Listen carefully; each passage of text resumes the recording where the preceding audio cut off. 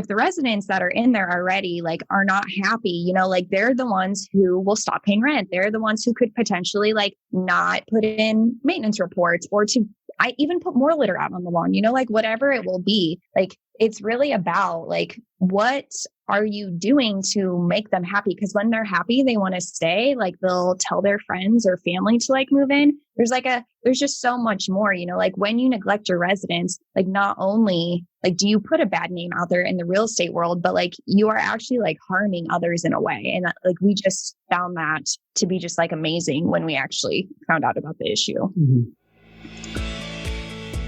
Your network is your net worth. Come listen to some of the most successful people I know share invaluable knowledge, stories, and advice in real estate, business, and beyond. This is Weiss Advice. Whether you want to take your business or personal life to the next level, look no further.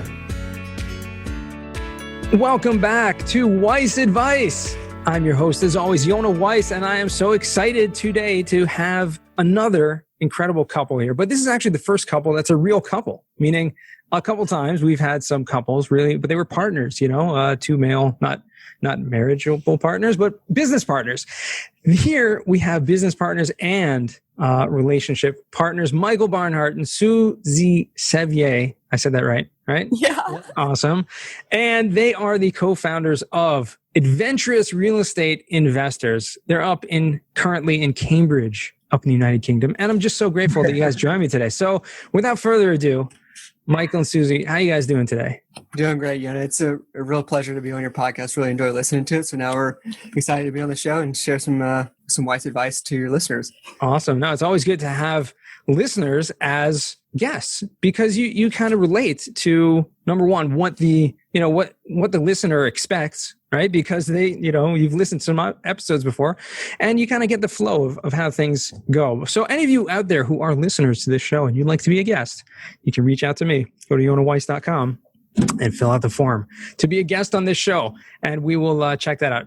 Now, without further ado, let's just jump into this, guys. You have an incredible story because you are foreign investors. What does that mean, foreign investors? You live currently, right? You guys are both from the United States, right? Mm-hmm. Yeah. Michael, You're currently active duty and serving from afar, but you're currently in school. So tell me a little bit about that. Like, how does that work? You're active duty, but you're studying at the same time. Yeah, so it's a little bit different military career. Like as I'm approaching the end of my military career, it's a little bit different. More of the moving into like the desk jockey type of thing, right? So, I've been in the Air Force now for 16 years. Wow. And my previous tour before coming to the United Kingdom was teaching at the Air Force Academy. I was teaching genetics and molecular methods in the bio department there. And basically they're like, hey, we like you teaching.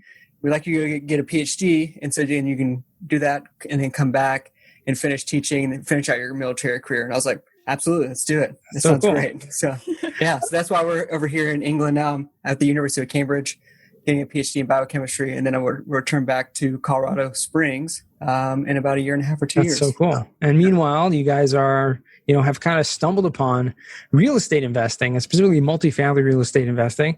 Did this come about before you went overseas, or was it kind of like a transitional thing that happened at the same time you went over there? Yeah, so it was very transitional. It actually all happened because of COVID and the lockdowns.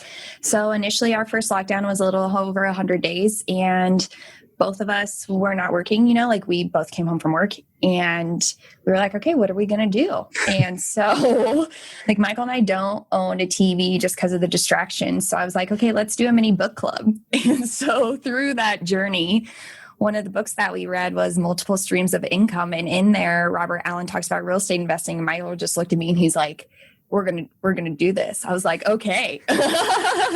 So that's really like how it all started. And because everything went virtual, it was like the greatest opportunity, I guess, and gift that we could ever receive in regards to real estate investing. That's awesome. So it's really been quite relatively new for you guys, the whole real estate world, which is incredible because I've seen, and I think we've become acquainted within that time period, right? Obviously, but shortly thereafter, meaning shortly thereafter of being the lockdowns and doing everything on Zoom and all of the online networking that's happening and social media and stuff, we came across each other, and it's just amazing to see how you guys have accelerated that growth from that book of seeing something and, oh, we need to invest in real estate, and now to today where you guys have closed on a multifamily property in Tulsa, Oklahoma, right? And have another one under contract. That's right. Yeah. That's pretty wild. That's like under 12 months. Like that's pretty awesome. Yeah. The biggest thing was that we didn't know how long virtual would last, right? Because we heard like, oh, I have Zoom fatigue. Oh, I want to get back to in-person. And I mean, now that you hear companies saying like, no, we are going to either do a hybrid version because of the like revenue it brings or because of the quality of life it brings our employees, we're like, oh, okay, this is definitely here to stay.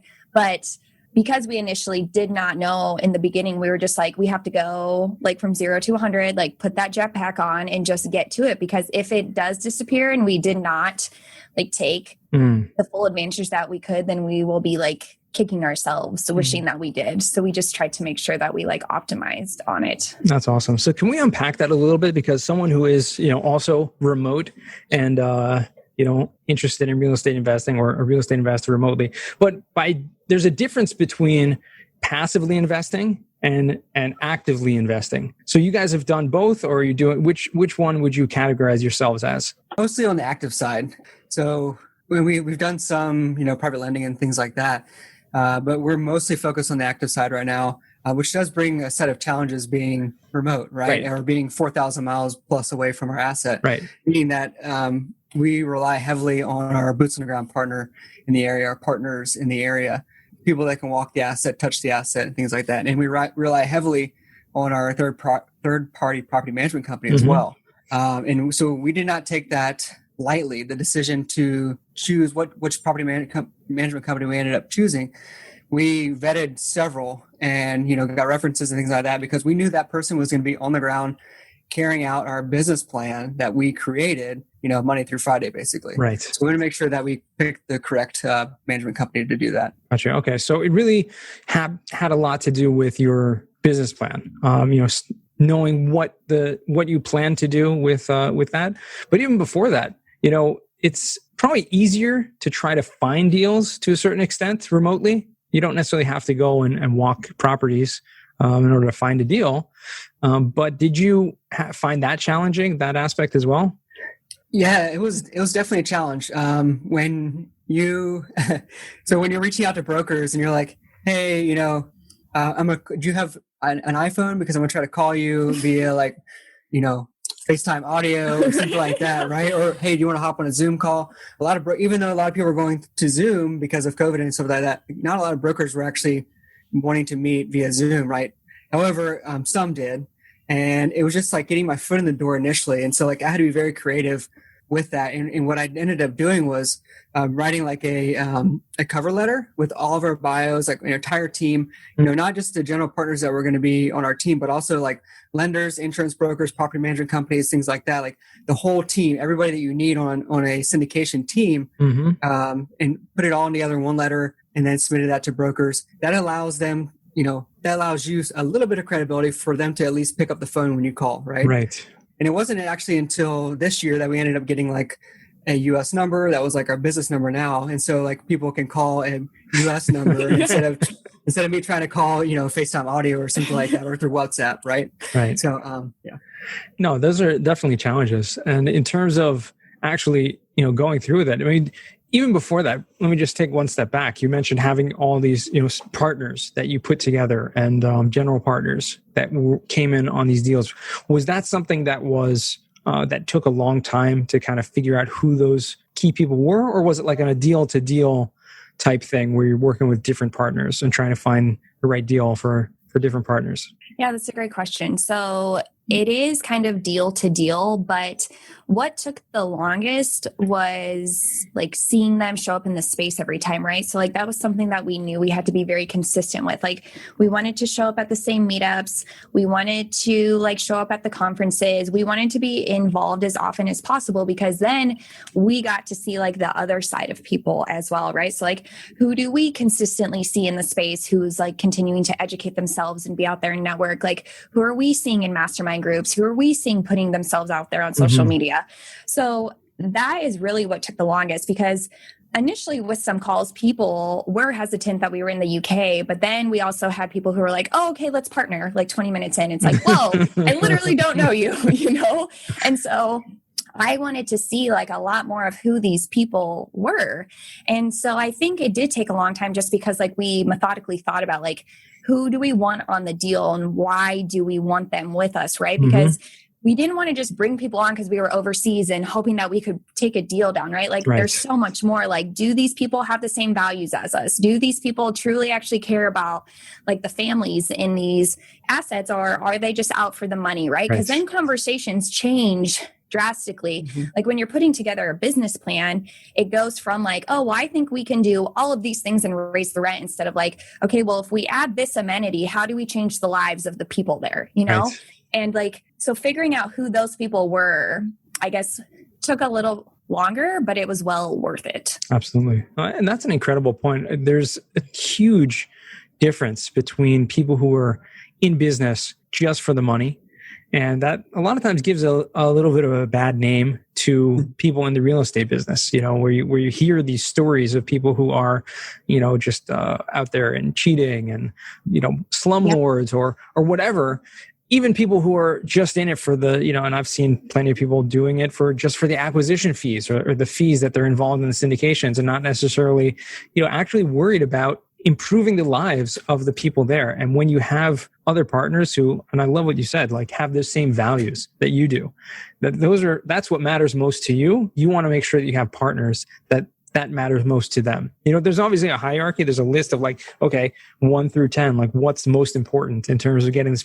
Obviously making money is important, right? No one would say it's not altruistic to buy real estate. That's not why people do it, right? Most people. Not running a nonprofit. You're running a for-profit business and you want to also simultaneously improve the lives, improve the community of those people around. So I think that's awesome. And I'm sure it did take time and probably still is going to take time as you go from deal to deal. You're going to actually find out if the plan actually worked. Yeah. And I just want to add to that real quick is, you know, within the first couple of weeks of taking over our asset in Tulsa, like we had an issue with a leak in one of the units, right? And so there was literally standing water in the kitchen. Like the gentleman couldn't go to his kitchen to do dishes, to make food or anything like that without getting like his feet wet. Wow. And he had been reporting this leak to the previous owner before we took over, like for months and months. Wow. He actually stopped paying rent because he's like, I'm living in this place and I can't live here because it's not habitable. Words today are hard. But anyway, so what we did, or our property management company, right, when they saw that, when it took over, or the gentleman reported it again, they're like, immediately fix it. Yeah. And I'm glad. I was like, they didn't even ask us, you know, if we had the money to fix it or anything like that. They did it. And at that point, I knew we had the right people on our team because there was no doubt in my mind that we were going to fix it and all of our partners were going to fix it. You know, we're going to like, oh, maybe we shouldn't fix that. Maybe we can try to, you know, I don't know. But I knew that at that time, you know, we picked the right team and we were excited that that gentleman now we got it all fixed. We had to replace the flooring, the cabinets and things like that. But now he's actually happy, paying resident again. And we're excited to be able to help him out that way. Absolutely. There's so many stories like that, but I'm glad you brought something like that up. I mean, you like you said, you really want to make sure that the property manager and the team that is running the day-to-day has the best interests of the residents in mind. And unfortunately, if the previous property management company was not taking care of that, like to me, that's just it's shocking. Like that can even exist. Right. And even something with that too, like that's not an ROI that you can actually put money on, right? Like that return on investment, like there's no value. And like, that's our huge thing, right? Is like, instead of return on investment, it's like return on impact. Like we have now made their lives significantly better. Even with our property management company, the woman who is in the office like day to day, she has become like very, I don't want to say friendly, but I guess that's the word I can use with the residents, like because she wants them to trust her. And yes, like if she spends the extra time to like gain the trust of the residents, then that is like way more important than like, okay, did you pump out 400 Craigslist ads? And like, did you get to clean up every piece of litter? Because if the residents that are in there already like are not happy, you know, like they're the ones who will stop paying rent. They're the ones who could potentially like not put in maintenance reports or to I even put more litter out on the lawn, you know, like whatever it will be. Like it's really about like, what are you doing to make them happy? Because when they're happy, they want to stay. Like they'll tell their friends or family to like move in. There's just so much more, you know, like when you neglect your residents, like not only like do you put a bad name out there in the real estate world, but like you are actually like harming others in a way. And like we just found that to be just like amazing when we actually found out about the issue. You know, it's funny because there's so many stories like that. I mean, we can all relate to that in certain ways, but I heard from, I think it was Robert Martinez, actually. Yeah. The apartment rock star who was a guest on our podcast way back in the early, I don't remember the exact number episode, but go check it out. Robert Martinez, the apartment rock star. He said something that was fascinating to me. He said that you make money, or he asked it as a question, like, when do you make money, right? So people say you make money on the buy, right? You make money. So you make money on the renewal, right? That's how you make money because if you don't have that turnover, that is making you the most money. So he puts in a lot of effort into making sure that his residents are very happy. You know, so many things that he does to the point where he's actually been awarded like the #1 apartment investor, #1 property, like time and time again from the National Apartment Association. So, you know that you're doing something right when you're being recognized by national organizations that your apartment community is top notch. Oh, that's incredible. Yeah, that is really incredible because like not enough. I mean, yes, there are like a lot of us who think about it, but then there are a lot of us that don't, right? It's like, what are we doing like beyond ourselves in order to make this all worth it? You know, because like we're finally in a position where like we're in control of our time, or that's where we want to be. And we're in control like of our like freedom, I guess. But like, what are we doing to show for it? Like now that we have it all, like what have we done for ourselves or our family or like the community or whatever? So that's really amazing that he did that. Yeah, totally. What are some of the challenges you guys have? Because going back to the, remote investing thing, this is probably something common for a lot of people, because people listening to this might be thinking to themselves, well, hey, I'd like to invest in Atlanta and I live in I don't know, in California or whatever. That's still pretty far away. It's not as far as from the UK to Tulsa, Oklahoma, but it's still pretty far, right? Yeah. So what are the challenges that you guys are facing with doing this from so far away? I'm trying to think, like we took a lot of time at the very beginning, like putting together all the systems and processes in place. It took, when we first started looking at those properties that we were getting, like the first deals with our boots in the ground and stuff like that, like we didn't really know what we were looking for, or everything that we knew what we were looking for, but like we didn't know everything that we were looking for, right? And so over time, looking at more and more properties, okay, like this is what you need to take a picture of, this, and this, and this, and whatever. We need to know more about this, or get a vendor out here for that, or whatever. Right. Like, so like we took a lot of time to build the systems and processes. So literally like walk checklist. This is exactly what you need to do. This is exactly what pictures we need to take. And we all upload them on one Google Drive, and everybody has access to them as a general partnership team. Right. So things like that, like those are, not being on the property is definitely the biggest challenge, like not seeing it. Right. So like we've tried to make that more streamlined, or make it so it feels like we're there, like looking at all the pictures and talking to the property management company, talking to our partners who have actually walked the asset. Right. But I think that's our biggest challenge, is not being able to be physically there. I wouldn't say that's necessarily a challenge, because we've been able to put that trust into our partners, and making sure that we have the right partners was the first challenge, I guess. Right. Yeah.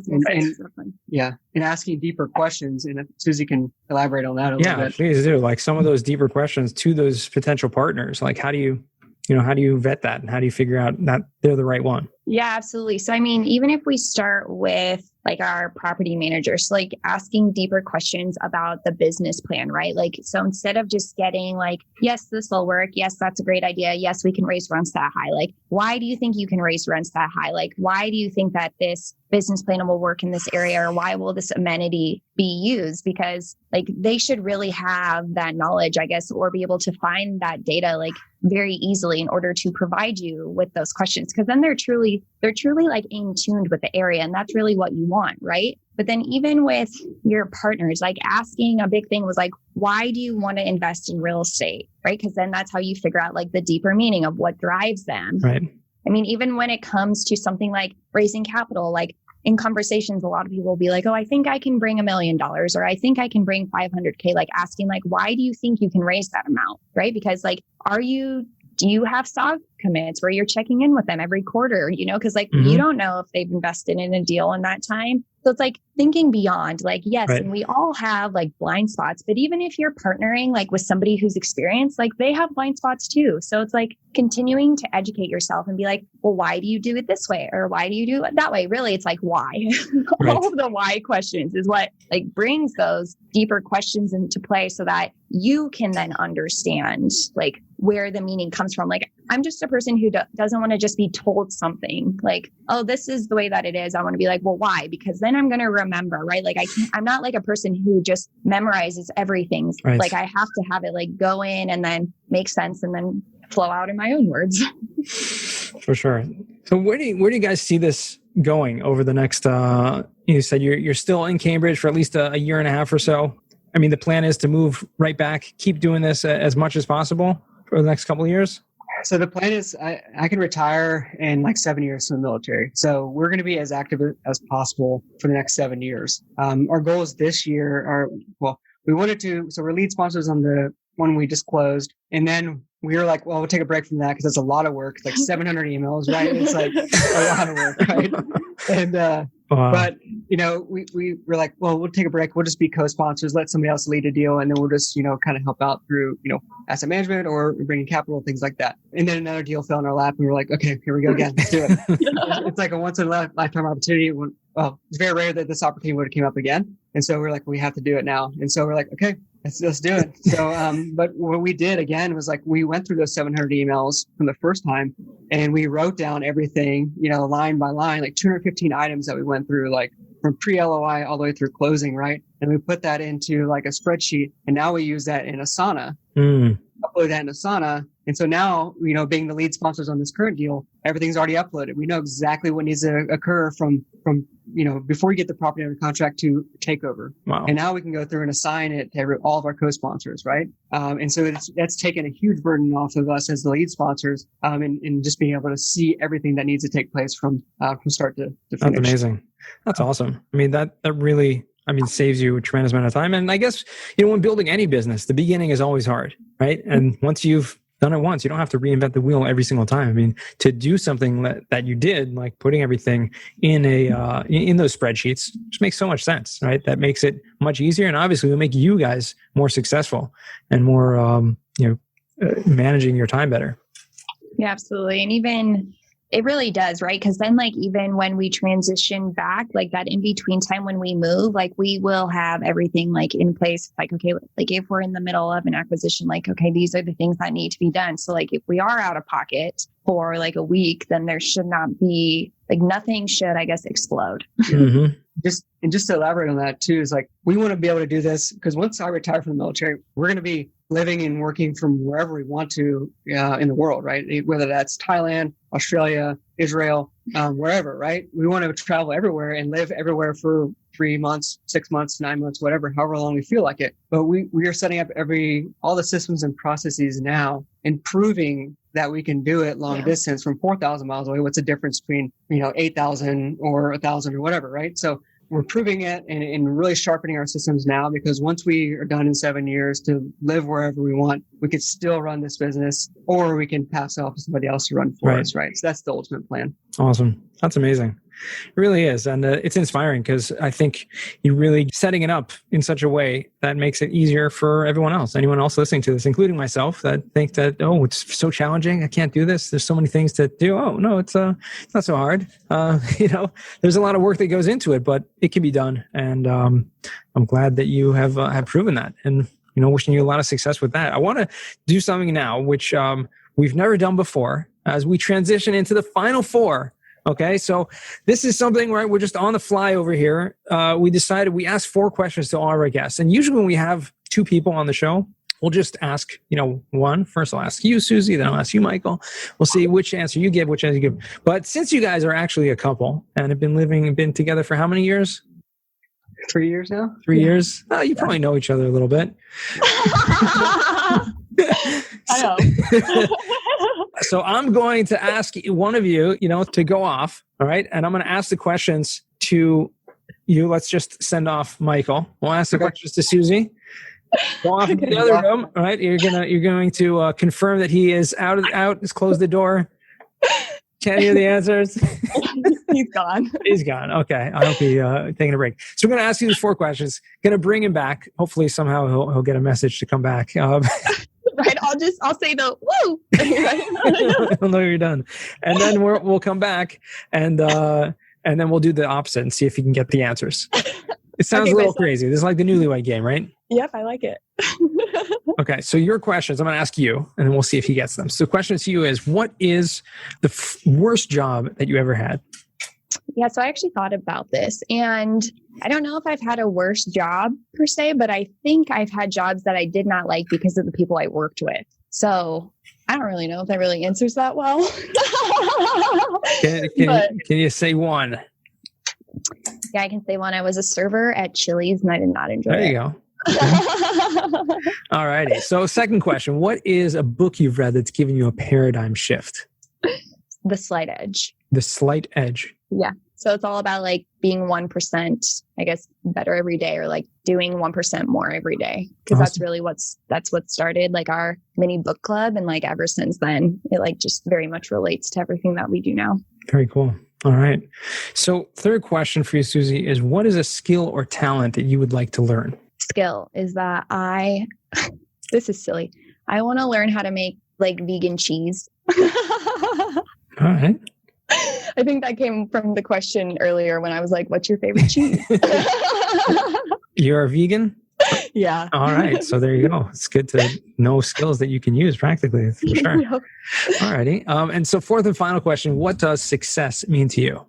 So success to me means that I'm like living out my life the way I want so that I can like achieve my life's work, right? So like as long as I'm taking the steps to get to that every day, then that is success to me. Awesome. Love that. Love that answer. All right. So I'm going to send you out and go get Michael, and he's going to come back. I'm going to ask him the questions, and I'll bring you back and we'll see if you guys matched up. Okay. I'll see if each one of you can answer the other. Okay. All right. And Michael is back. So Michael, I'm going to ask you these 4 questions. You're going to give me the answers. Okay. Then we'll call Suzy back and we'll see if each one of you can guess the other's answer. That's how we're going to do this. So this is fun. So the final 4 for you, what is the worst job that you ever had?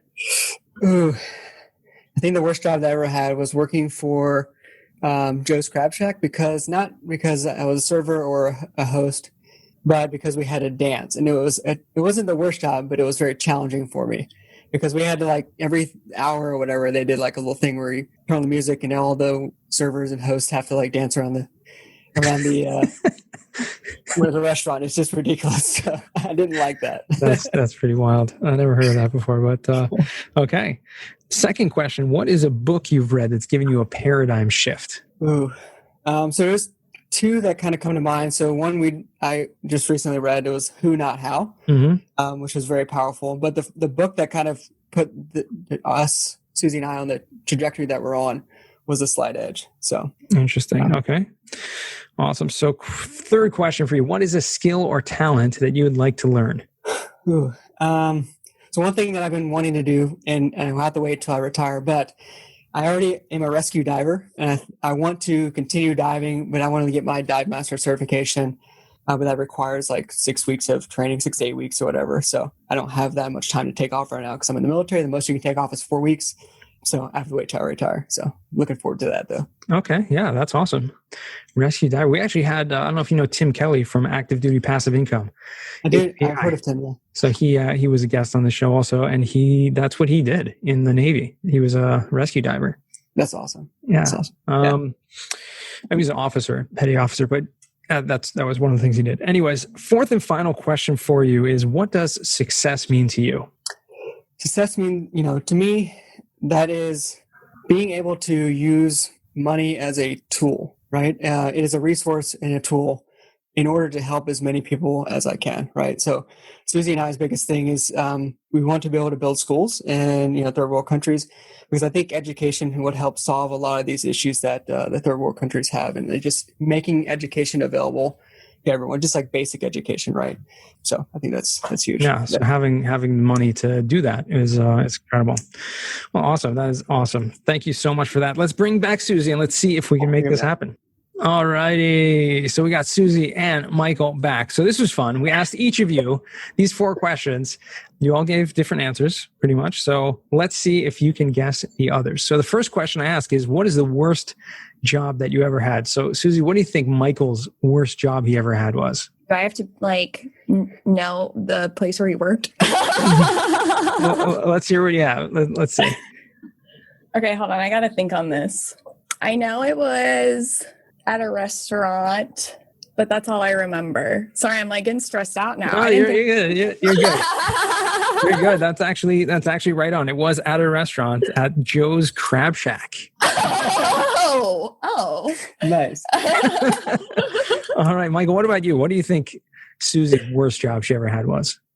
I know she didn't like sales. And she also works at a couple of restaurants too. She didn't like being a server. So we shared that, but I don't know what to go with. That's good. She well, to be honest, she had a difficult time answering this herself. So I'll give you that. But the second one was actually correct. She said, as a server at Chili's, that was her worst. If she had to pinpoint it, that'd be good. So you guys are 1 for 1. We don't like working at restaurants. There you go. And you have that in common, and that brought you guys together. So the second one, I think. The second one, let's see. Suzy, what do you think Michael's book that gave him a paradigm shift is? The Slight Edge? Yep. Wow, very good. That's awesome. He said the Slight Edge? He said the Slight Edge. Yeah, the Slight Edge. That gave him a paradigm shift. Very good. Awesome. I was hoping we did the book club together. So. What about you, Michael? What do you think Suzy's... right? I think I just gave that away. Sorry. You just gave that away. There you go. And I think that's awesome. You guys had the exact same book. That was the together. first book we had in our book club. Yeah. Very cool. So that definitely helped you guys take it to the next level. Awesome.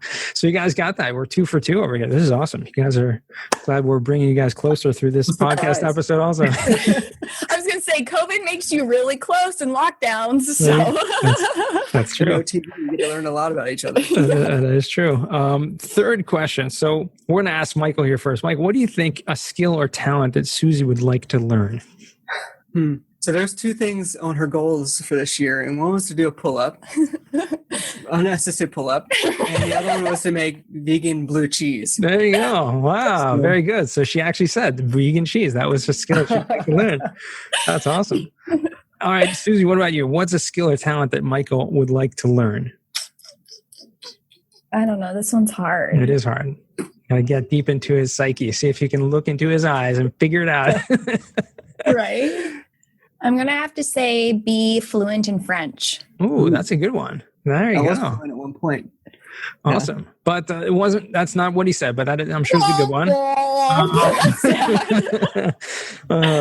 Sorry, you're going to have to choose behind door number 3 to get the right answer. No, he said he would love to, after the military, to become a rescue diver.